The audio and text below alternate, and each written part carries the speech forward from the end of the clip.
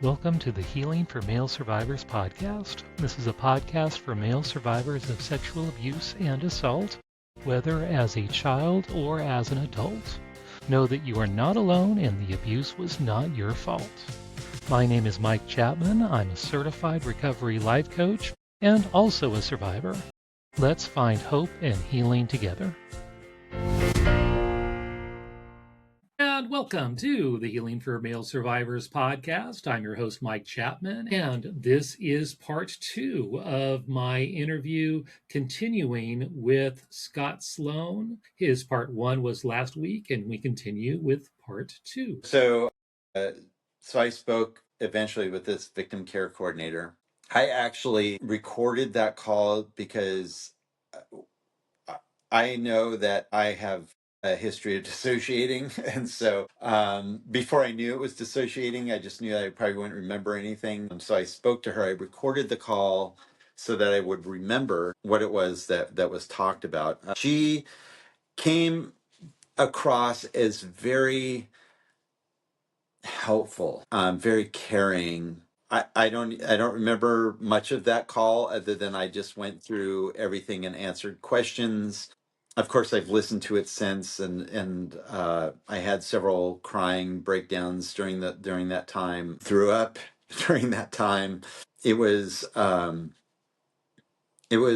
what her role is for the Catholic Church. And my recommendation for anybody is talk to an attorney first before talking to a victim care coordinator, because their job is really to suss out the statute of limitations. Right. And to get any other pieces of evidence that they might be able to use against you. Right.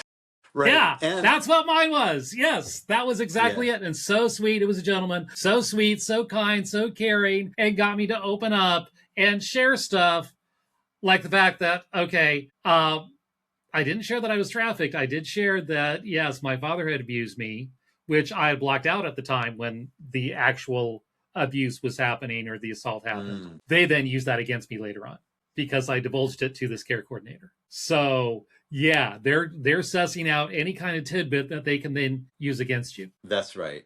That's right. And so her recommendation after that call, and we exchanged some emails, she said that the church should be filing a police report and recommended that I should too. And so I had shared this with my therapist. Star provided me an advocate to file this. It's called a historic police report because it was so long ago. That process was ugly because these guys just really didn't have any training or anything. And I actually asked for female officers because I was going to tell my story to other men. And at that point, it took me so much the night before just to walk in the doors to file this report that they were men. I was like, let's just get it over with. So I gave them what I gave them, and I can recommend an advocate enough in those situations because I didn't know when I needed a break. She did and asked for a pause. And I remember the first pause, I was like, it was like, almost like I was like in this tunnel. And then when she asked for a pause and they left, I just broke down and I cried and cried. And now, she was not hired by the Catholic Church. She was just like a local person that they recommended. Yeah. No, this is Star. So the same advocate. From Star. Yeah. Awesome. Yeah. So I wish I had that. I didn't have that, but I did my stuff. So yeah, I'm so glad you did. Everybody. Yeah, she knows and she knew what you needed. And yeah, that's excellent. Excellent. Correct. And for like across the US, there it is like you can have an advocate present during any testimony, any police reporting. That is a thing. So that everybody listening who might be thinking about this, just know that that is a thing and you can ask for an advocate. So I filed that report. I had asked the church somewhere in there, I had asked them, I want to meet with Allie because I had found him. At first, I thought I found Murphy, and it turned out that he was dead. It's like some sort of story. I really applaud my skills as a non-investigator, but I had like really good investigative skills. So I found their house in Massachusetts. Turned out it was their family's house, and that's in a trust or something like that. But Murphy had died. I had found Patrick's Dad, Patrick, when I reached out to his mom, his stepmom, who was still alive, she was aware of things that was going on. She had told me that he's dead. Now, remind me, who was Patrick again? Patrick was my friend in the neighborhood. His dad was Okay, abusive. Okay, gotcha. Okay. abusive, right? And so, I wanted to speak with Patrick and just like see if he was still alive. Like, did he make it? I made it. Like, I'm still here. And so Patrick had died quite young. Did they say why? HIV. And so he was dead, but I found Father Ali. He was still alive. And I knew that when I tried to reach out to him, that they were never going to put me through if I said I was an altar boy. So I said I was a friend, which isn't a lie. We were friends. Oh, yeah. As wrong as it was, and through some communication they had asked a second time, like, so who are you again? And I slipped and I said, I was an altar boy. And then I got declined to meet with him. And so I had asked the church after my police report, could you set up a meeting? Could you make this happen? That's all I want. Like, I just want to sit across from him. However, he had been laicized because of other allegations, and but he was still removed from released from his priest responsibilities. He could not do mass again or anything like that. But he still kept his like retirement and got to live where they put priests who are retiring. So he was living his best life. They couldn't make that happen. It's the Catholic Church. They can make anything happen, but they couldn't make that happen. Right. So a couple months after that, I got an email from the victim care coordinator that Father Ali had died. As I've come to learn, a lot of priests die after somebody comes forward. Granted, he was old, so coincidence, maybe they just forgot to give him his pills or something like that. Whatever the case, he died. So I was really mad. I was really upset. I didn't want a lawsuit. I didn't want to fight with the church. I wanted the bishop um, to meet me where I was, and he had extended an offer to meet with me. But who would go with me? It's like going into, going back home to your abuser. How do I go in there? How do I do that? So I wasn't going to be my parents. It wasn't going to be my friends because I didn't want anybody to know what I had been through at that point. And so I thought, well, business experiences, get an attorney. So I asked an attorney. She says, hey, this is not how it really works, but we'll be happy to be there. But you're coming up on the statute of limitations. And at the time in Alaska, it was 2 years from discovery. So I was like a month away from, or maybe 3 or 4 weeks from reaching from the time I had my meltdown to this point, I would have crossed the statute of limitations. So divine intervention, had Ali not died, I probably would have waited for my time for something to happen to meet him. But he died, and it set a chain of things in process. And so for my attorney, because we were coming up on that, let's file a lawsuit and let's entertain their, like, let's say we're happy to have a discussion and work this out. The church had offered therapy anywhere I wanted to cover those costs. And so we wanted to go that way. But once you get an attorney, then their insurance company and their attorneys get involved. And then so it begins, the lawsuit. And that was about a 2.5 or a little over 2 year back and forth, and very traumatizing, by the way. Deposition was an unbelievably brutal experience. Did you have one of those star people with you during the process? Well, whenever possible? I had my attorney there, small town Alaska. I knew the videographer, and she was there, the defense attorney, and then the stenographer, the person recording it. I think that's what they're called, stenographers, the person typing. And, that whole time, I think the stenographer's crying. She was emotionally upset. I don't remember much of all of that other than some key things. We won't go through all that. It was a brutal experience, things I'd never shared with anybody, even my therapist at that point. I had never talked about the details of what happened. And this defense attorney had discovery requests, had gotten my journals, emails, texts, therapy notes, all of these This is your things. attorney or their attorney? Their attorney. Wow. Yeah. So all that stuff is requestable. With permission, or you had to give up all that stuff. That I had stuff. to give it up. Yeah. Yeah.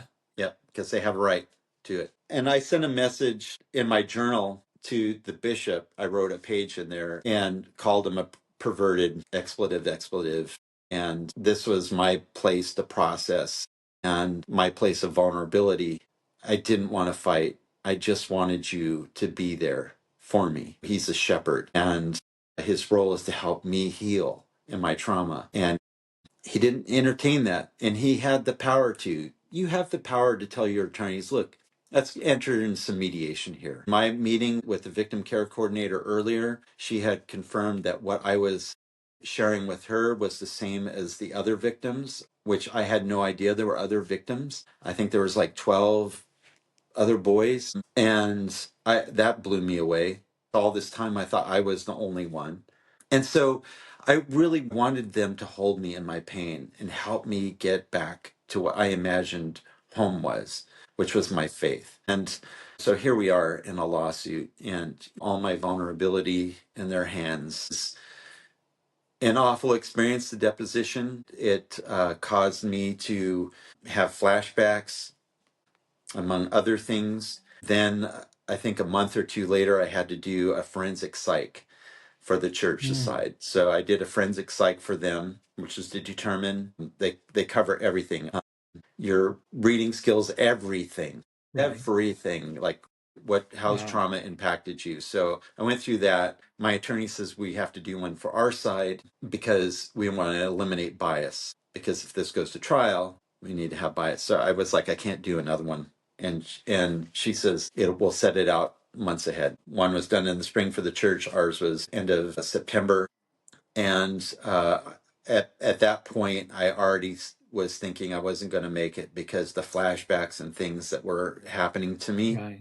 over that summer were unbearable. I didn't know what to believe. The things that were coming up, that I wasn't sure were true, that seemed true. And so I had another breakdown, and I admitted myself into the hospital here in Anchorage. And this psychiatrist came to me and says, look, we can check you in here, but we're just going to medicate you and send you out the door. But what you really need is wraparound care. And so I didn't know what that meant. She gave me some ideas of what that would look like. And so Alaska doesn't have anything, so I had to look out of state. Now, when you that term wraparound care, that I can kind of guess to what they were referring to, but can you explain that? What that actually means? Wraparound care is really just surrendering yourself to allow people to help you. And what this looks like, I ended up going to the Meadows, which is in Arizona. They handle everything from trauma to addiction. I did an intake with them. They accepted me into their role. And so you really just strip down. You're not taking any medications for anything that you were taking before. You start out for the first couple of weeks in what's called like the nursery, which is really these rooms near the nurse's station. Once you get adapted to that place, then you get moved into a living, like in a room, where I would be sharing a room with two other guys. That did not go over well with me, but eventually I worked through that. So I had a psychiatrist that I met with. I had a trauma therapist. I had a trauma group therapist. And then you had access to evening therapy if you needed. There were also workshops that were held every day, all day. It's in a hospital type setting, but really it looks like a college campus. There's like a dining hall. There's rooms that you go to for your meetings. There's the therapy building and stuff like that. And then, but pretty much everybody, it's really the foundation of it is PM Melody. I don't know if you're familiar with PM Melody at all. She was a nurse there and really identified a lot of things with trauma. And so if you're familiar with Vanderkolk or um, Yes. any of these other big names, pretty much is or what do you call those people? Not advisory board, but anyway, they're the people that help create the programs at this place. So that's what wraparound care looked like. You're inpatient, you're there, you're in their Mm. control, but really just like we had art therapy, equine therapy. It really was everything. And I was supposed to be there for 45 days, but I got extended because of trauma-related diagnosis that I got, and so I got extended 30 days. Wow. Which was good. I Yeah. got out of there. No electronic devices, no nothing. I Right. was it was like completely surrendered myself to a process and went through all of that work, and I came out the other side. I'm feeling pretty stable. The judge in our case had allowed for that pause to happen, and then we continued once I about 3 weeks after I got back. So we got to a point of we were getting ready to go to trial. It was Friday before trial and before we went to court, and the church offered to settle, which was out of character for this defense attorney. Normally she waits, the church doesn't do that until about 3 days in Mm. into trial. But I think because I have friends in the media, I had met through this whole thing, they had me followed numerous times. They had me followed at my Mm. work. The judicial vicar had met me out in the middle of nowhere when I was with some clients, guiding them doing photography. So there was all these things going on, but no But doubt they what had did me. this vicar person do? What did they approach you and threaten Yeah, you, so or? we're in. I'm guiding clients on a. I'm a photographer, so I was guiding these clients on a photography tour. We're out in the middle of this remote area, no cell signal, in the middle of nowhere. And the end of the day, we're sitting in the lodge, getting ready to have drinks and just kind of unwind from the day, and this guy's sitting to my right, and I said, hey, and he's like, yeah, and he had camo on because it's hunting season too, but he said he'd been out all day, and the rest of us have been out all day, and it's been raining, and here we're still kind of wet, our clothes are moist, we have these little shrubs that leave these little round leaves all over you, Right. and so he had none of that. So I observed that, but then my friend who owns the lodge, he was really proud of some photography I did. I made a video for his lodge years ago. He was really proud. He was showing that. So the guy, who's the judicial vicar, not knowing at that point, had known that that was me. My name, everything like that was on the screen. Then he started talking. Somehow one thing led to another in this conversation that he just returned from the Vatican, Mm. and that he was serving for a while at St. Benedict's. And at that point, I felt like this energy, like, he goes, St. Benedict's. And I said, yeah, I know St. Benedict's. And he goes, yeah, I was there. And I think he said St. Benedict's one other time. And I said, yeah, I said, I know. And I kind of snapped at him. And I said, to him, the worst thing you could say, dark humor at the present right now, but I says, yeah, I was an altar boy under Murphy and Alley. Mm-hmm. Bad choice of words. Took me a second. Unfamiliar. It's like, okay, and I appreciate dark humor. Yeah. I do, but yeah. Okay, And continue. so he says, I'm familiar with them. And then I said, I really don't want to talk to anybody from the church. I really don't want. And I turned my chair away from him, my stool. And my clients had gone on to bed because they were tired. And so I was hanging out. And he gives me his card. And it says judicial vicar on there. What does that mean, judicial vicar? I think is in touch with. He represents I think the legal matters of the church regarding to canon law and things. Basically, I think kind of like one of their lawyers. He couldn't have not known about my thing being there. Obviously, yeah. Okay, is it? I texted him because I felt really bad for being. This is the Catholic guilt that we all talk about. Mm-hmm. I had sent him a text message, and I said sorry for being so rude. I just don't trust anybody from the church. And he says, oh, you couldn't have seen that coming. And it says kind of like being in a swimming pool, sitting on a beach ball, and you get pushed over. You wouldn't have. It was a weird example, but that he gave. And then he said, let's get together for coffee. And so I shared this with my attorney. And given that they had been following me around before, she was not really happy about that. Of course, the church denies that they were following me. I literally had somebody follow me right up to my driveway. Actually, one day he actually pulled into my driveway. Yeah. So you and get your park camera outside my out and house. it's like, okay, video. Yeah. Yeah, This I didn't person, think this of vehicle. doing any of that. Actually, I Yeah. should have. I just didn't think of because I was so Right. scared. Yeah. Yeah. And Absolutely. so it turns out the reason they can do that is because when you're filing a lawsuit in this situation, it's considered like an injury, right, to a person. And so at least here in Alaska, that gives their investigators a right to follow you. Just, like somebody, the example my attorney said, somebody claims to have a back injury, but yet they're outside chopping wood just fine. Obviously, mine is not the same, but Right. they're using a loophole Right. to intimidate. We have all these psychological issues, but yet you're functioning fine in real life and you have clients and you're taking photos. And so Right, right. obviously the injury is not too bad. Yeah. Yeah. Yeah, all that, said, he did reach out again. I never did to respond to him. He said, "Let's get together for coffee." This was just before the trial. I had reached out to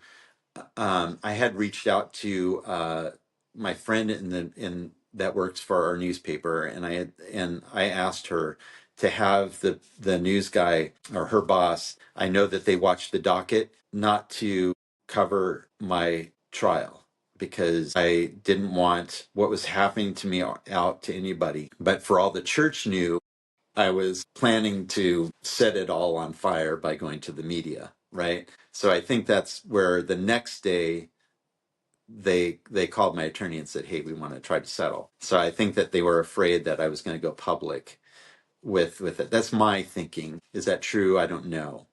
Uh, Initially I said no, I'm not interested in a settlement.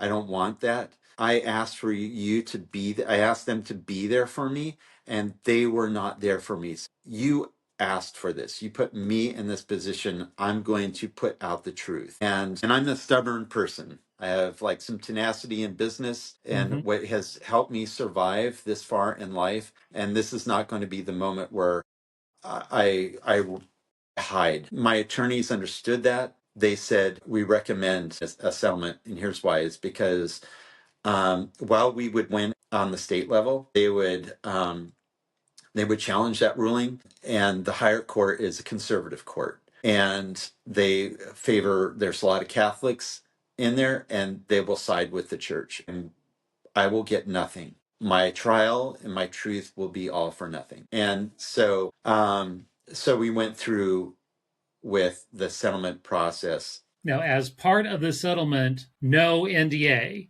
correct? Because you're obviously talking about this. That's absolutely right. One of the offers during that, there's nothing worse, first off, in a settlement.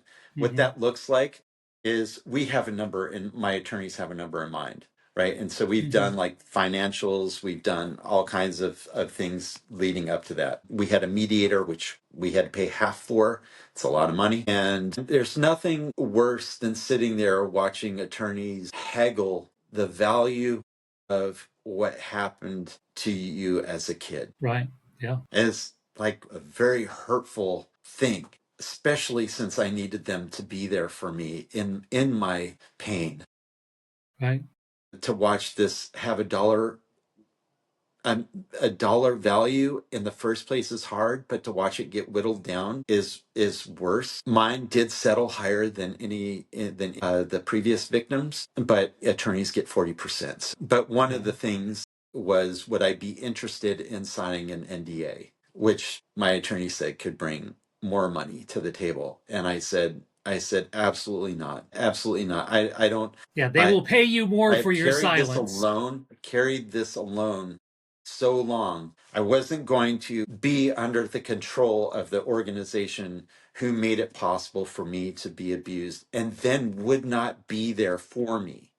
No matter how many times through the legal process that I asked for mediation and begged, "I just want you to be there for me." And they wouldn't go there.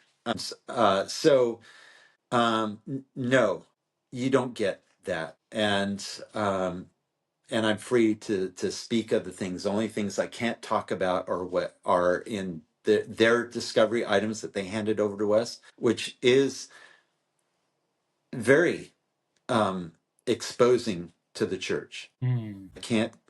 I had to destroy those after 2 years after the lawsuit. So after we settled, I had to destroy it, and that stuff. I really debated on whether I make it public. What the ramifications are there is they sue me, and I go to jail. Now, would they really send me to jail? Or conveniently leak it to the press? I don't know where that happened to come from. Yeah, I thought about that, but I really wanted it to be my voice and to put that stuff out. So it settled. A couple of years during that process, I had actually was trying to get my why me through school. So I took some classes at the at our university here, Alaska Pacific University, domestic violence and sexual assault. One thing led to another. I took classes at the Justice Department, and I just decided that if our statistics in our state are true, like I said, we're 6 times the national average, above the national average. There's got to be a lot of voices out there, and I am not alone. And I can say the things that happened to me under the organized religion, the Catholic Church. Then maybe I can help somebody else that might be sitting alone. And I certainly have the intention every time I speak. I don't want some kid when something's happening to them to be afraid to tell someone. I don't want them to wake up one day at 50, 51 years old and have a breakdown and not make it. How have you healed? I know just telling your story, getting it out, and that process, I'm sure cathartic and healing, just getting it out and being believed. But what other things have you done since then to help your healing process, to find healing? What things have you tried? What things have you not tried? You got a therapist in the middle of this. You did an inpatient treatment. What other things you mentioned, like art therapy and so forth, that they did at the inpatient treatment? But what other things have you tried to help you on your healing journey? Mm-hmm. That's a really good question. I'm still in therapy. I go twice a week, in fact. Wow. Okay. I think therapy is something I will always go. I may need it less. There's always going to be things to unpack. It's not just the trauma. How, I mean, I lived a whole life. I was 51 years old. A lot of neural pathways are set. Right. I have PTSD, among other things, as a result of the trauma. So there's a lot of trying to figure that, understand a lot of that, how it impacts my day to day, how we handle things in life. And so I think what has helped me heal is I just have to lean into it all and just keep on that path. Sometimes it feels like there isn't any change or there isn't any growth, but I've got a great therapist, and she reminds us that, we just need to look back to a year ago and 2 years ago. And while we wouldn't have even talked about this, or we wouldn't have even been able to even process things. So it's a very complicated question to ask. One single thing, I think it's just leaning into it, because I was either going to make it or we weren't going to make it. Right. So what kind of things did your therapist work on? What kind of modalities did she use? What kind of therapies did you try? Yeah, sure. We've done EMDR. Okay. Is a no-go. Yes. For us. Started previous therapist did brain spotting, which invited dissociation, made space for that, and then a whole bunch of other things attached to that. So brain spotting, did it work? Did it not work? I think it worked for some things. Right. And that's wonderful. And it sounds like she had several tools in her toolbox that she can use on you. And that's really the best approach, because it's not one size fits all. And the more tools she has to use, EMDR, brain spotting, and so forth, that's going to help your healing process, because you can approach things from different ways. And my own therapist did that, used all kinds of different ways to help me in my healing. And I don't know if you know this, and I've talked about it on the podcast. I'm a brain spotting provider, and I did an episode a few episodes ago talking about brain spotting, and we actually did a sample session with me in the hot seat on brain spotting. And yeah, it's very effective. It doesn't heal everything, but it's a tool. It's a tool in the tool chest. and very helpful. So, what other things did you try that were helpful? Well, I'm very therapy resistant, and I've been with this new therapist for a couple of years now, and I think she's been very good working with me and processing. It's been a lot more talk. We have used some forms like the tappers for EMDR as a regulator, Right. just in regulation, and that surprisingly has helped. So maybe EMDR at some point, but I don't know. Right. There's other kinds of bilateral stimulation. They got audio versions. They got recordings where it That's will right. boom, boom, boom, boom, boom, both sides of your Yeah, head, yeah, alternating. And there's different tapping things you can do. And yeah, it can help you focus, or if you're having issues dissociating or whatever, it can help center that's right. you and ground you and so forth. Yes. Yeah, a lot of my therapy is, it's really just overcoming dissociation and being present enough to process and talk about things, and we do work through things that impact relationships. Yeah, we use the sandbox as a grounding tool.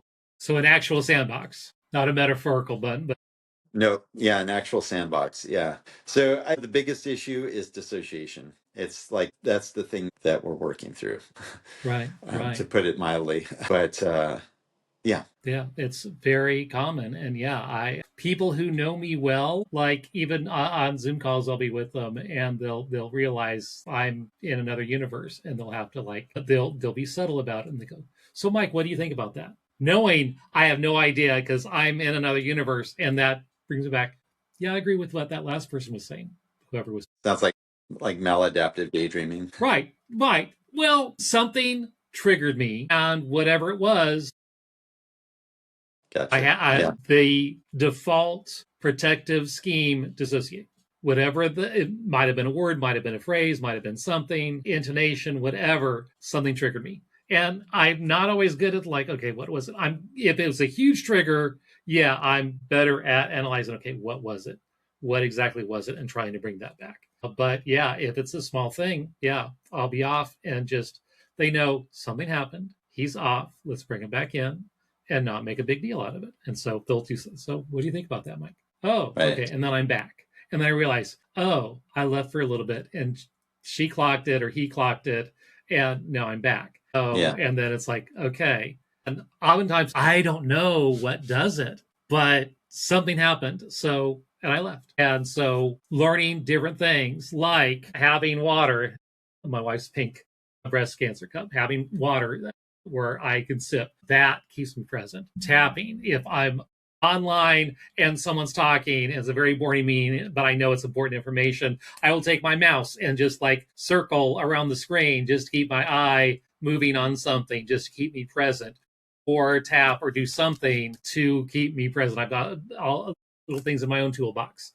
If Yeah. I Yeah. feel I'm not being present and I need to be present Yeah. to Yeah. keep me present. Right. I talk a lot about abuse, and yeah, that can get triggering, and yeah, it's easy to try to dissociate. So hearing people's stories, yeah, so I totally understand. So you have to do what you need to do, and therapy can give you all these different tools to help to be present and do what you need to do to function and survive.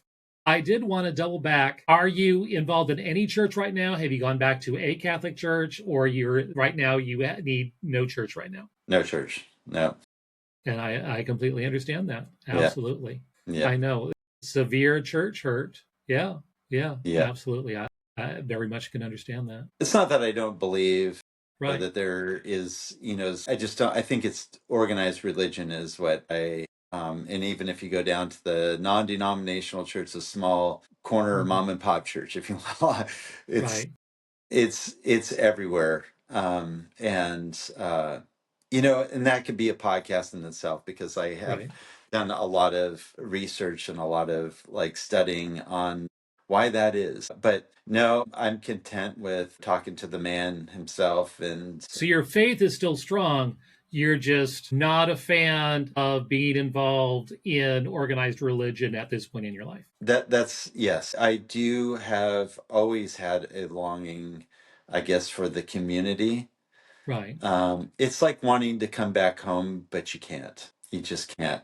There's things that you want, but you can't. And you can find other ways of finding fellowship and brotherhood and so forth, whether online, with other communities, found families, and so forth.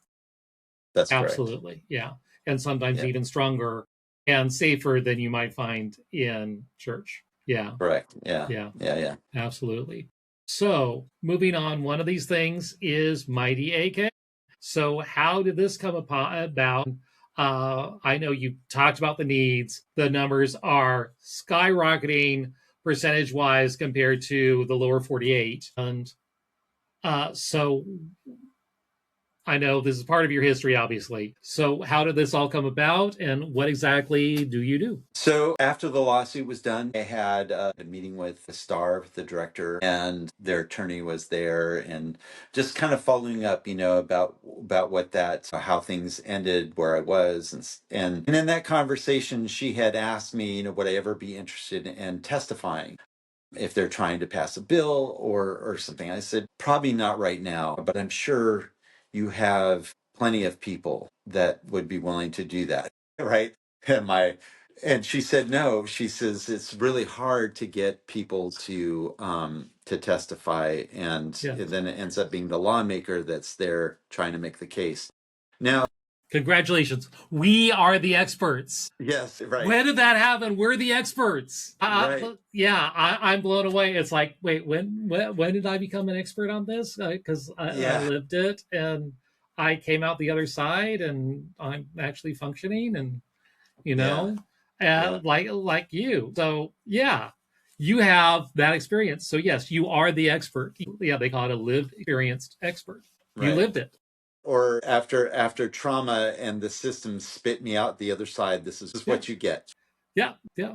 So that stuck with me, and I continued with my education because I was when I first took the first class with the with Alaska Pacific University, understanding domestic violence, sexual assault. It what really hit me in the chest was advocacy, and I thought about that advocate that was there for me. Now later on, I determined that I would not be ever strong enough to be like a frontlines advocate. I just can't. I'll never be able to do that, I don't think. Maybe never say never, but what really stuck to me was that they have a hard time finding people that were willing to speak up. I thought, gosh, with the statistics, there's got to be a lot of people. Maybe if just 1% were in a place where they could speak from a place of strength, they've gone through therapy, they have something to say, that there's a lot of voices there. And I worked and in films. I've been a storyteller either through photography or film Right. for many And years. And I'm going to put links to your beautiful photography work, and you've got it online on your yeah, Facebook thank you. page. And I just like drool at all that, especially when you have occasionally you go down to Oregon and you take pictures of Oregon. It's like, I love those. Yeah, And they're just absolutely beautiful. But yeah, I'm amazed. So yeah, you are an artiste for sure. thank you. Yeah, my Instagram is probably more. My personal Instagram is probably more the showcase. But Yes. so about 2 years after that meeting, I had felt a calling. If I've been able to tell stories, I can help people make a space for people to tell their stories. Not necessarily the details of their trauma, but what could have changed? What didn't work? Who didn't show up that could have shown up? Maybe you went through the justice system. How is that experience? What do you think that needs to be changed? Maybe you were in the emergency room and you dealt with the people who processed you from the crime. What was that experience like? And what needs to change? So the idea is that our stories, it's the what's next. Like we know what happened, but where do we go from here? Because what we've done in advocacy, which we have some countrywide, we have, and even in our own state, we've got some amazing organizations that do some really good advocacy work. And we're funding this stuff. But at what point do we change? Because abusers and the legal system are constantly evolving.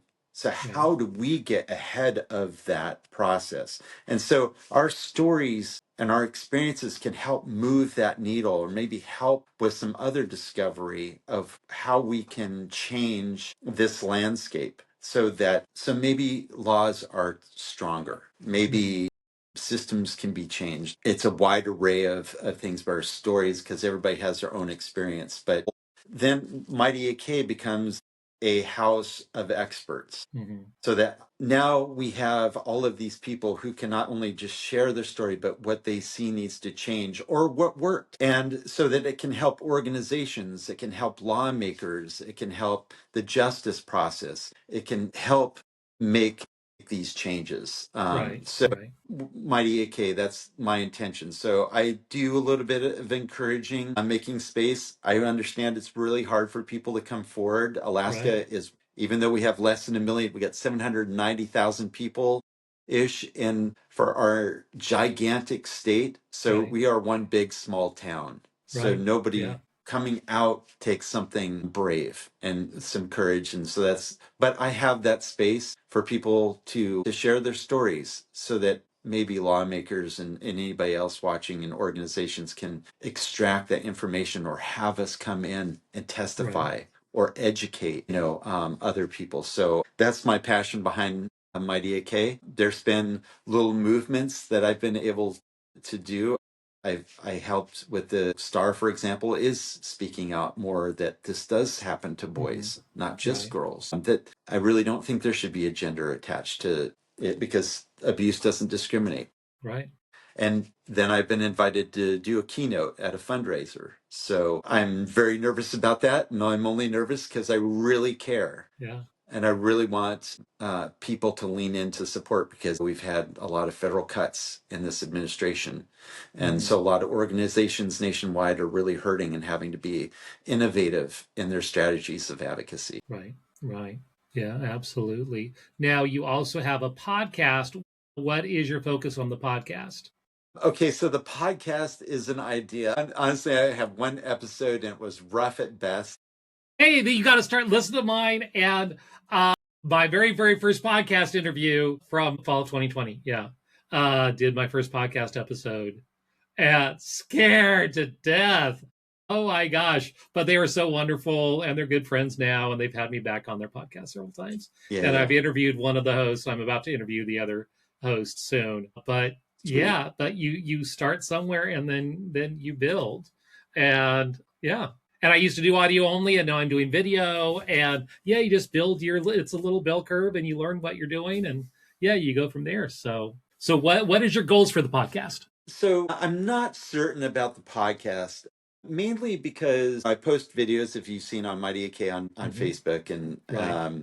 if you Yeah, a lot go of the TikTok-y read of over things. Yeah. to Instagram, the engagement over there is very little. My engagement on TikTok has been incredible. What I like about it is I can just flip on and do a live like that, and I can have conversations with people. I find putting out those videos that I've been doing. Granted, I just got back from a trip, so I'm just getting back into putting more content out this week and the weeks following. But I feel like there's much more of a conversation. I'm getting more direct messages, which I feel like I am moving the needle in an area that I didn't expect. And so I'm leaning into that a little bit more, figuring out that some engagement improvement over on Facebook and Instagram. Right. So the podcast, the audio form, will probably return. I just haven't I feel like I'm not sure I want to invest all that time there, because there's nothing like talking alone to yourself. Right. Right. That's why I do a few where it's just me talking, sharing from my heart. Sometimes if the guest cancels, that happens. But oftentimes just filling things from my heart. Oftentimes, if there's a current event issue that is really sticking to me, I will talk about that and how it relates, like the Menendez brothers story.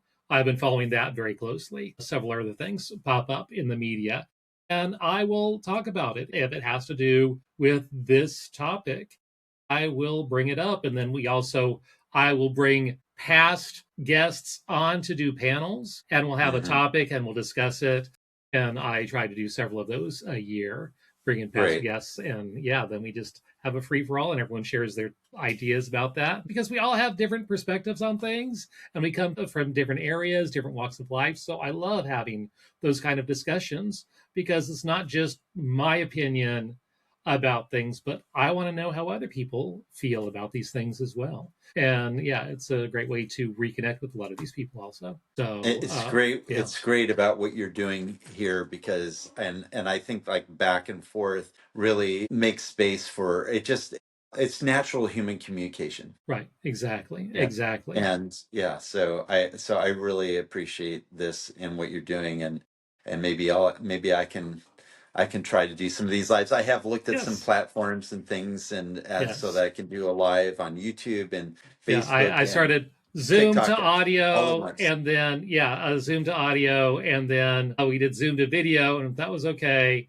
But then it's a lot more editing, and I now do Riverside. I love Riverside. So they should pay me for this. So many different tools makes it so much easier for video editing. I started to just use audio, and it's like, oh well, let me try a video. This is actually kind of easy. Well, I like this, and I had pre-done Zoom videos, bringing it in, and that worked pretty well. But it works so much better if you record off of Riverside, and the quality is so good and so many features, and it's got all kinds of AI stuff in there, tools, and they keep upgrading it. It's like, oh, I can do that now. Oh, cool. All right, and Sweet. make it so easier to process it. Yeah, it's becoming much easier and learning curve, and it's popular thing. So how do you do that? Go to YouTube and type it in, just like this in your car. It's like type in Right. whatever you need to do, and it's like, there's a video. You want to do this? Well, this is how you do it. And so yeah, it's fun, but it's also just like your photography. It's my creative outlet. So using those Beautiful. creative juices, and that in itself is part of the healing journey. Finding Yeah. some way to create it's very healing. It helps those right brain activities, which brings up another question. In your photography, have you noticed any influence of your healing journey that kind of leaks into your photography creations? I don't think, honestly, create an organization, your hobby goes away. Yeah, well, because I do my consulting and my coaching and so forth, but then I still have this podcasting, and but I know what you're saying. So I think how I got into photography and video early on when I was younger um, is because somebody had told me once, whatever you put out comes back to you. And you have such I beautiful content, so all that beauty must be coming back to you, because phenomenal. Well, yeah. So, I mean, there's some truth to that, but it's how I ended up there, and I really believed it would make my trauma go away. Really believed that, I don't know, in some phases I thought I'll just become famous at something, and then these guys will never be able to touch me, right? They'll never be Mm, able to catch me, or something like that. I'll be able to take them down. But as I went through life, now as I go through, I think I see the world differently than I did before, and I feel like I'm not a human. I don't like take a lot of people pictures, mhm, right, but I'm feeling like a calling for that, because I think that there's something. There's moments of honesty, and there's moments of. I think what it does is it helps me recognize that not everybody is bad, right, right. that they're a perpetrator. So I do seek. I feel like I am seeing my photography differently. Hmm. Bringing People that and up, landscapes. Bristlecone Project. Have you heard of that? I have heard of that. I think they're looking for photographers, because they're breaking up the person who did it. This goes back last decade or so.